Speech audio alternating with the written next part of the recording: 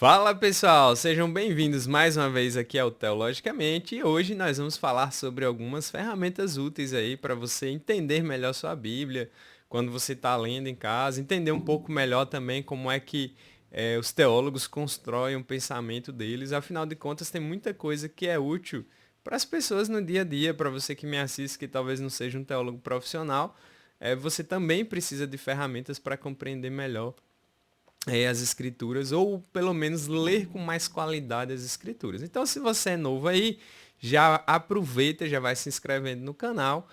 Se você também é daqueles que tem acompanhado o canal, mas não está inscrito, observa aí se você está inscrito mesmo.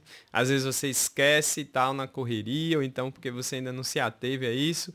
Aproveita, curta aí, veja outros vídeos, temos mais vídeos aqui no canal com outros conteúdos e também não deixa de compartilhar aí nas suas redes sociais, com amigos, com outros irmãos, no grupo da sua igreja, enfim, fique à vontade para me ajudar a fazer esse canal crescer, trazendo, né, bom conteúdo teológico, pelo menos esse é o nosso objetivo aqui. Então, beleza. Quando eu falo sobre essas ferramentas, é porque, assim, tem sempre aquelas coisas que a gente estuda de forma acadêmica na teologia, na universidade, no seminário, de forma mais aprofundada, né? E tem aquelas ferramentas que elas podem ser mais popularizadas, ou seja, chegar para todo mundo, porque elas são muito úteis para você compreender melhor o texto bíblico, como ele funciona, como você deve olhar para ele. Então, porque às vezes uma má leitura pode gerar dúvidas, pode até criar uma crise na fé, vamos dizer assim. Claro que hoje nós temos muitas ferramentas, tem bíblias de estudo, tem livros, muito material hoje disponível em língua portuguesa, a internet está aí. Só que a gente sabe também que a internet pode ter algumas armadilhas e você às vezes não vai ter uma condição melhor de filtrar tudo aquilo.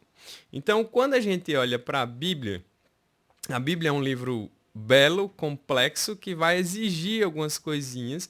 E quando a gente vai interpretar as escrituras, três elementos eles devem ser colocados aí para nós que são muito importantes. Então, quais seriam esses três elementos aí? História, literatura e teologia. Hoje eu vou ficar só pela história porque já é um assunto que rende o suficiente. Mas quando se analisa um texto bíblico, eu preciso levar em consideração esses três itens aí. História, literatura e teologia. Preste atenção e guarda no seu coração.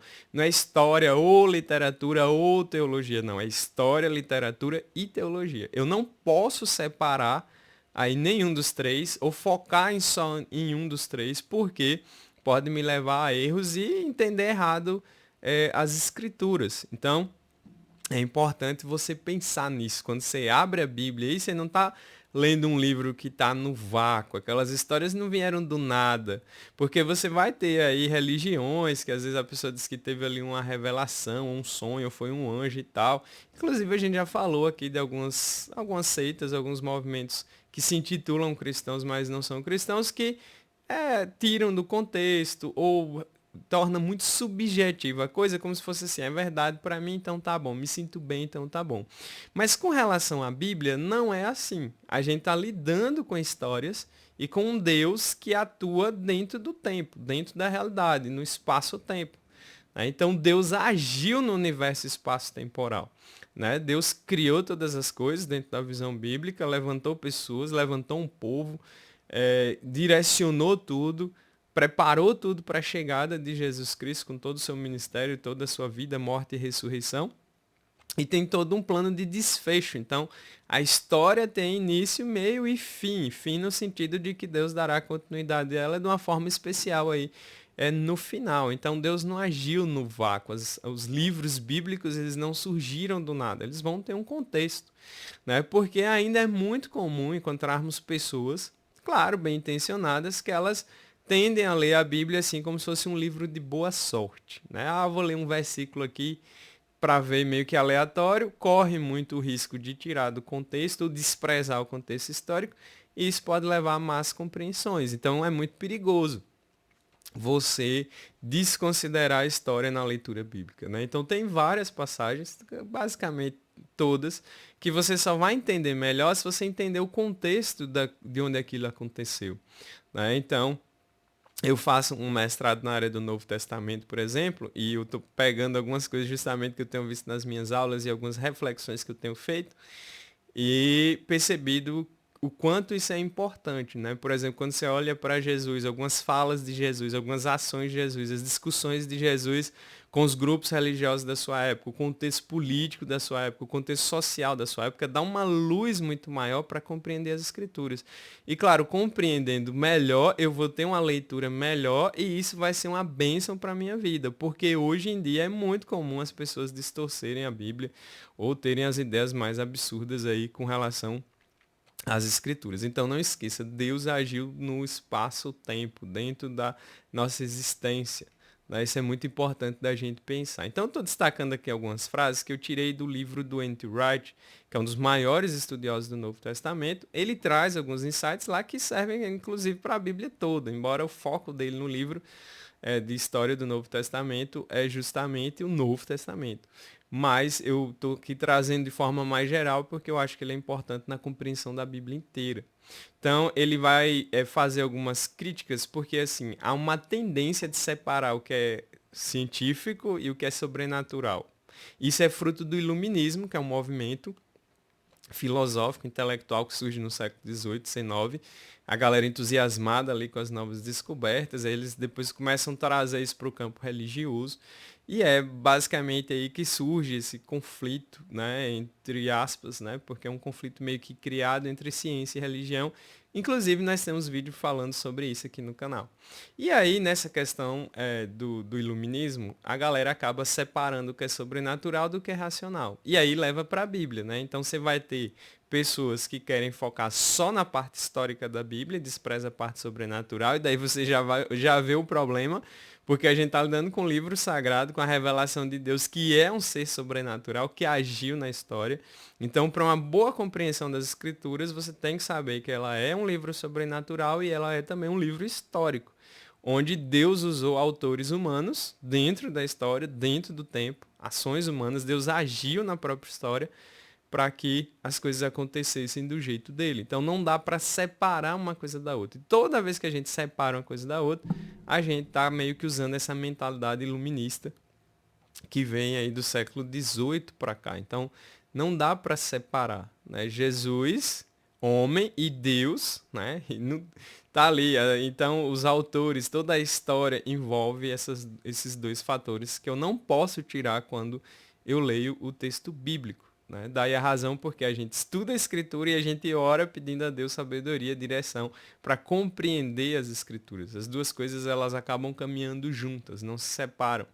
Então, o N.T. Wright também fala na sua obra, né, que é importante lembrar que não tem história neutra, objetiva a ser encontrada. Não tem nenhuma história neutra, né? Então, mesmo o cara que ele fala, não, vou analisar a Bíblia de forma científica, neutra e tal, ele não está se atendo ao fato, né, de que ele está usando um filtro também que vai estar ali embutido.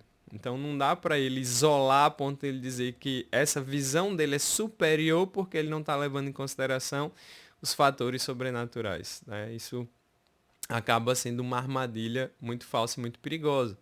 Né? Então você tem dois extremos aí na história. Você tem tanto o cara que ele vai para aquela objetividade da história, como se é daquele jeito ali que o documento traz, e você tem uma galera que vai reagir a isso no decorrer do tempo.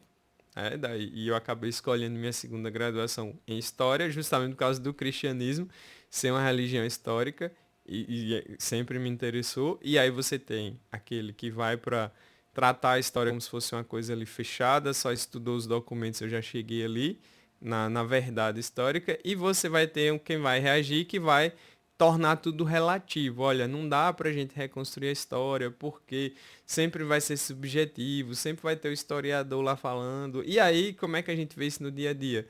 É aquela pessoa que fala assim, eu não acredito na Bíblia, porque quem me garante que ela é de confiança? Quem me garante que ela não foi alterada no decorrer do tempo? Quem me garante que essas pessoas do passado, quem fez esse registro foi, a gente pode confiar para chegar até aqui? Então isso recai sobre a história, na teologia também, e aí esses dois extremos são perigosos porque eu preciso levar em consideração todo esse conjunto aí né, dentro do pacote. E aí eu trago outro autor que eu gosto muito, que é o William Lane Craig. Ele tem também um capítulo no livro dele de Apologética falando sobre essa questão da história, que é muito importante. Ele diz assim, olha, o cristianismo não é um conjunto de regras para a vida, como muita gente pensa, ou se achega à Bíblia como se fosse uma espécie de manual de autoajuda, de palavras bonitinhas para horas difíceis. Então ela tem todo um conjunto de histórias, todo um contexto que vai envolver, englobar todas as áreas da vida. Ela também não é uma filosofia da religião, né? Porque às vezes a pessoa se empolga justamente por esse caráter que o cristianismo tem de ser um pouco mais sólido historicamente, de transformar numa mera filosofia da religião, de só pegar ali aqueles bons ensinamentos e aplicar em algumas áreas da ética e tal. Ela também não é só isso, não pode ser reduzido a isso, mas está arraigada em quê? Em fatos históricos. Então, Jesus viveu no tempo, Jesus habitou no tempo, Jesus ressuscitou no tempo. Né? E Jesus nos ensina, inclusive, a viver no tempo, né? Isso seria tema até de um vídeo. Tem até um livro do J.K. Smith, parece que é justamente sobre isso. Então, assim, o Craig está lembrando isso também, reforçando isso também. O cristianismo está enraizado na história. Né? Se aquilo não aconteceu, então nossa fé, ela já foi. Né? Como Paulo argumentando sobre a ressurreição em Corinto. Né? Se Cristo não ressuscitou, vã é nossa fé, vã é nossa pregação, vamos embora para casa, a gente está só perdendo nosso tempo. Então, ele também vai frisar que se escreve história desde os tempos muito antigos, mas a historiografia como ciência é produto da época moderna. Então, a ciência, a história como ciência, ela vai surgir na modernidade, do século XVIII para cá. E eu não posso chegar, como aconteceu na época, pegar a Bíblia, lá um livro antigo, em outro contexto cultural, desprezar esse contexto e tentar fazer com que a Bíblia encaixe nos padrões de história moderna. Nunca vai funcionar.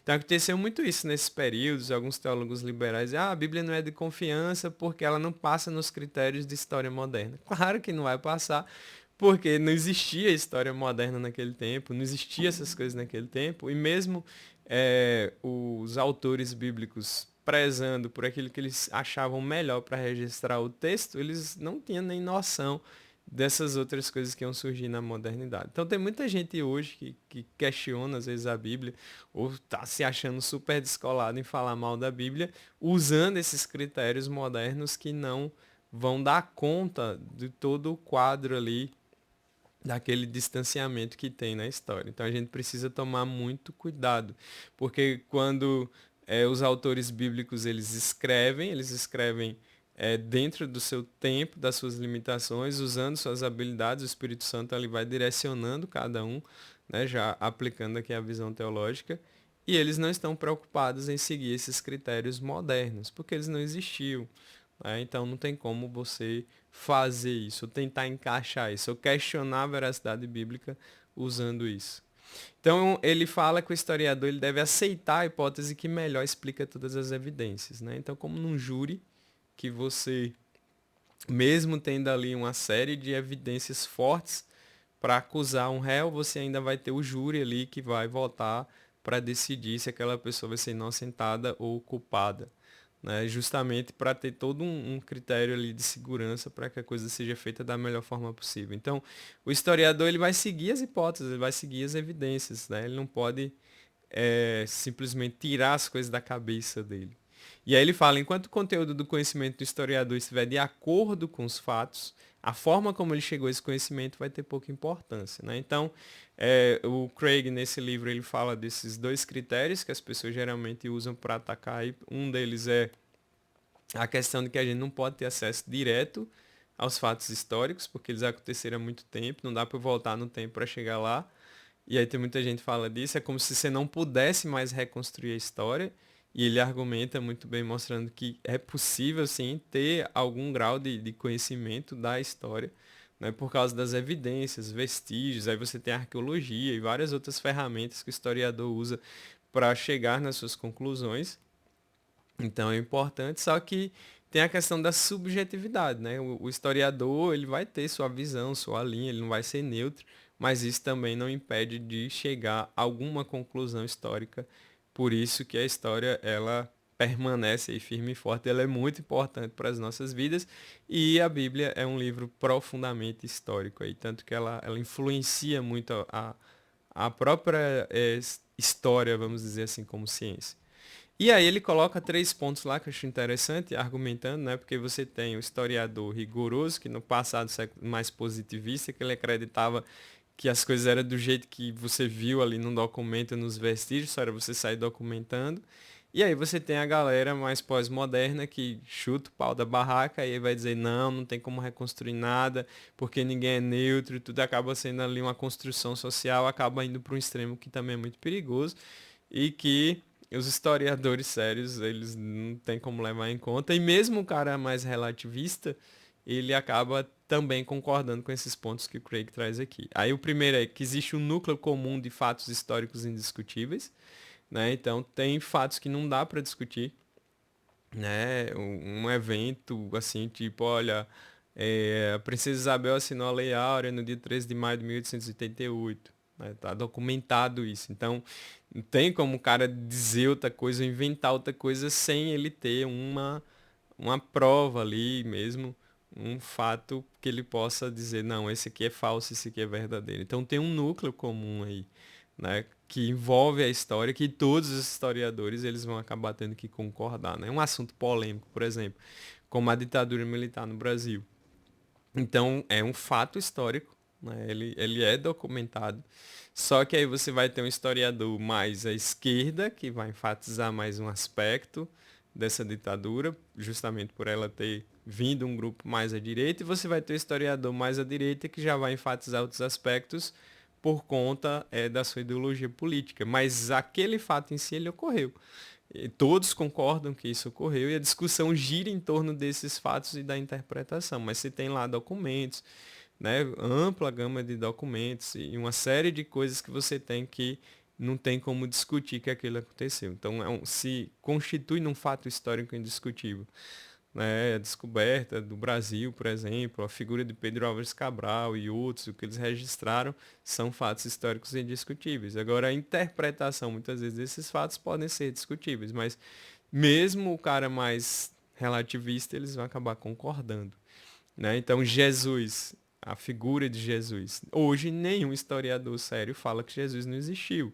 Né? Então, a pessoa hoje que chega e fala que Jesus não existiu, ela, né, não, enfim, não tem noção das coisas. Mesmo pessoas, cientistas, céticos, assim, que não creem em Jesus como Deus, como os cristãos, mas ele concorda que há evidências suficientes para garantir, para afirmar a existência de Jesus como pessoa, como figura histórica. Então é um fato histórico indiscutível, né? Mesmo que você não creia nisso.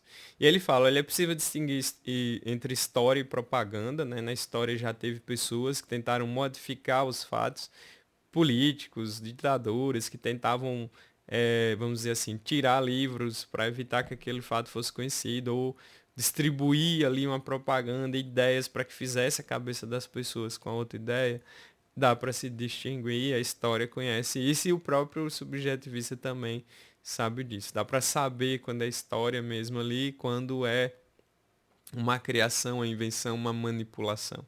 É perfeitamente possível de ser percebido isso estudando aí a história com base em documentos e evidências.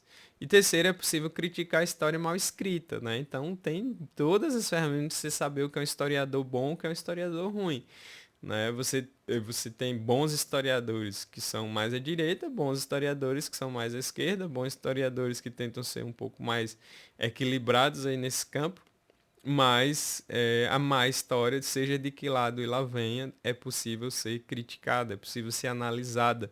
Né? Então, aquilo que o historiador desenvolve ali vai ser submetido a outros historiadores com visões diferentes, que vão analisar também os documentos, as conclusões, a metodologia usada. Tudo isso torna possível, sim, você ter um conhecimento da história. Né? Então, o cristianismo ser arraigado na história tem um fundamento para isso, né? Não é do nada. Então, eu não tenho como negar a importância da história, eu não tenho como negar que é possível saber coisas da história e isso mostra o quanto é importante essa questão do cristianismo como uma religião arraigada na história. Então a alegação do cristianismo ser uma religião arraigada na história é justificável e pode nos levar ao conhecimento do próprio Deus, né? Então por isso que você tem o cristianismo aí fincado na história, que influencia a história, por isso você tem vários relatos ali nas escrituras de eventos que ocorreram, que foram registrados, que nós podemos estudar, analisar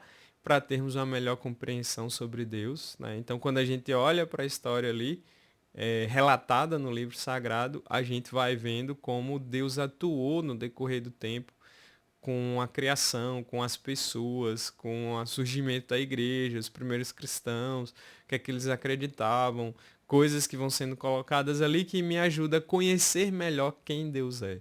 Né? Olha como Deus agiu aqui, olha a forma como Deus lidou com esse determinado povo, esse determinado momento. São fatos que ficam registrados. Por isso que o bom teólogo, o pastor e o cristão em geral, ele precisa conhecer um pouco da história, no mínimo do contexto que aquilo está acontecendo, para não tirar o texto do seu lugar, ou para não falar algo que o texto não está dizendo, né? Então, entender como era aquele mundo, como é que as pessoas pensavam, ajuda demais a compreender o texto bíblico, para a gente não cair em muitas armadilhas aí do nosso tempo. Então, esse é o primeiro item desse tripé. Eu pretendo fazer vídeos sobre análise também literária e sobre análise teológica, que compõe esse tripé de entender melhor as escrituras. Fala aí o que você achou sobre isso, né? Você acha que é importante mesmo conhecer a história para entender a Bíblia? Que não, você não liga para nada disso, você acha que é só orou, ler o texto e já está suficiente, acabou, enfim, você pode opinar e dizer o que você pensa, mas não esquece, né, que nossa fé ela está embasada em história, em eventos que estão registrados, que podem ser estudados, resgatados aí, e isso faz com que o cristianismo se distingua de várias outras religiões que acabam indo pelo caminho do subjetivismo, né? Hoje está na moda muito esse negócio, eu sinto isso, que eu sinto bem, ou ler os textos bíblicos isoladamente, ou pegar ali uma palavra fora do lugar e muitas vezes transforma o livro, ou melhor, a Bíblia em um livro de autoajuda, né? Como se fosse uma sorte, um livro da sorte. Vou ver aqui o que diz, desprezando seus contextos. A gente precisa tomar muito cuidado com isso. Então, o que você acha? Coloca aí, comenta aí. Gostou, curte, compartilha, né? Reflita, analise melhor agora, leia a Bíblia agora levando em consideração os seus contextos. Vai ajudar muito você a entender melhor os textos bíblicos e as verdades que o Senhor quer nos trazer através dessas histórias. Então, fico por aqui. Deus abençoe você. Até a próxima.